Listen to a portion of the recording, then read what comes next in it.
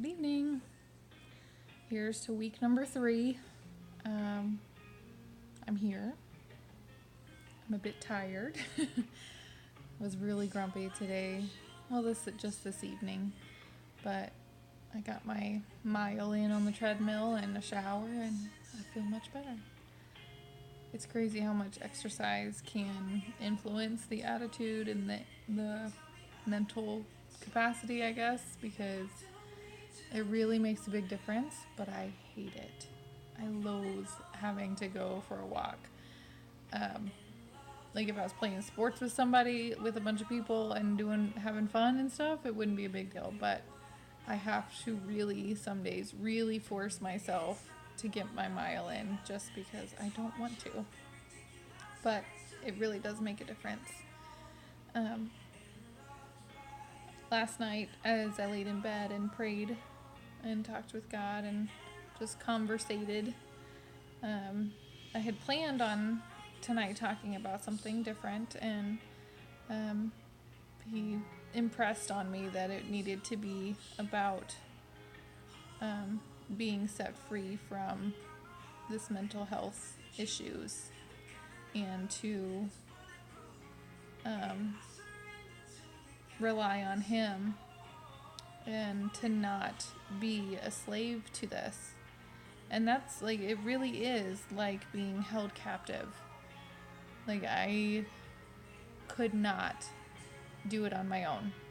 And I'm not saying that I didn't have God, because I did, but I could not get rid of the things that were in my head. I could not get rid of the anger. I couldn't get rid of the self-loathing. I couldn't get rid of the self-hatred and just all the stuff that went along with being a manic depressive, which I did not realize until after I was medicated how awful it really was. And in 2 Peter, there is, in chapter 2, verse 19, the second part, it says, "A man is a slave to whatever has mastered him." And being in the captive mindset of depression, it truly was like being a slave. I couldn't do anything. I couldn't function. And that's not how any of us want to live. None of us want to be a slave. Like, that's not enjoyable. That's not fun. Like, it's awful. In Ezra 9:9, it says that though we are slaves, our God has not deserted us in our bondage.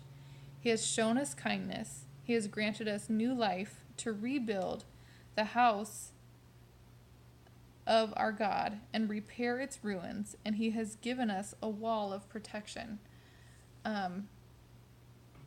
We ourselves are his temple. We ourselves are his house. He doesn't want us to be stuck in bondage. He wants to give us the tools to get out of it, to repair ourselves, to be whole. And that's such a gift. It really is. Like, I'm not going to say I'm fully functioning, happy-go-lucky all the time, because I'm not. But I am way, way better than I was before I got on medication. And this is not just to be like, oh, go get on meds. Whatever path that works for you is a progress to making yourself whole, to getting better. And one of the things that's so comforting, or weird, kind of weird too, is that God knows us inside and out. He knows every aspect of us. He knows every little thing that makes us tick. And he knows every little thing. In Psalm 139, the very first verse, it says, "O Lord, you have searched me and you know me. You know when I sit and when I rise. You perceive my thoughts. From afar, you discern my going out and my lying down. You are familiar with all my ways." So even in my mental state before, he knew me. He knew my heart. He knew who I truly was and who he had in store for me to be. I just had to be willing to break my chains and to fully be free.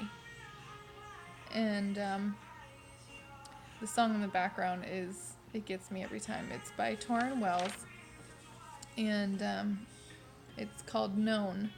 And part of it says, "You see right through the mess inside me. You tell me I can start again, and I don't need to keep on hiding. I'm fully known and loved by you. You won't let me go, no matter what I do." And that's the thing that I feel like God wanted me to share today. Like, you don't have to hide. You don't have to be ashamed.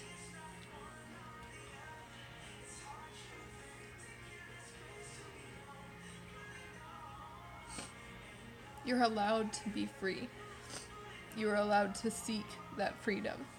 And God wants you to be free. And I love this song. I keep playing it over and over. But like, he doesn't want us to be stuck. He doesn't want us to feel burdened. Like, he wants all those things. He wants us to hand them over.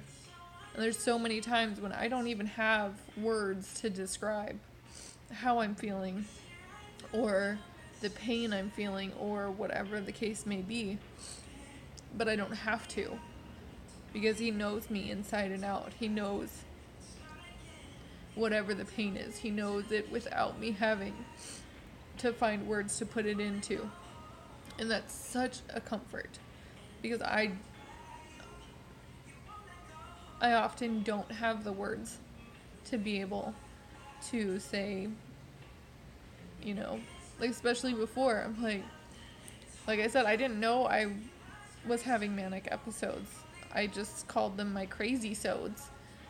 And like, I often would not remember what happened in those episodes.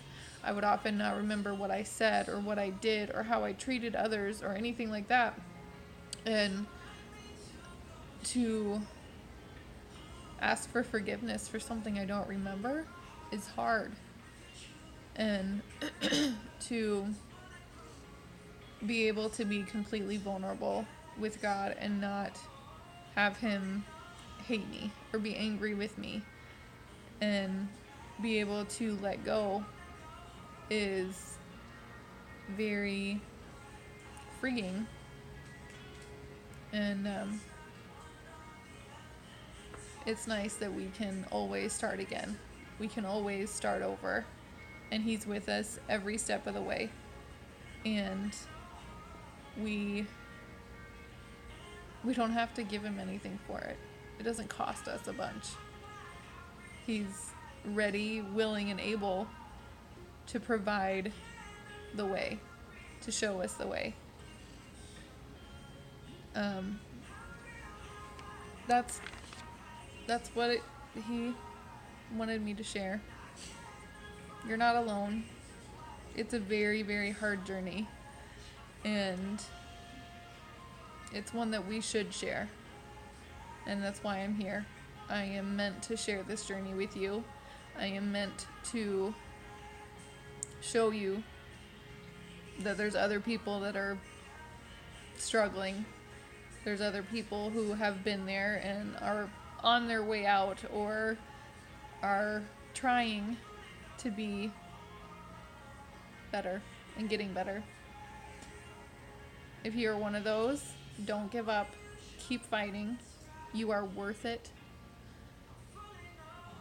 God knows you inside and out, and he knows what will work. You have to be willing to find it and go for it and make it happen for yourself, because it is a freeing experience.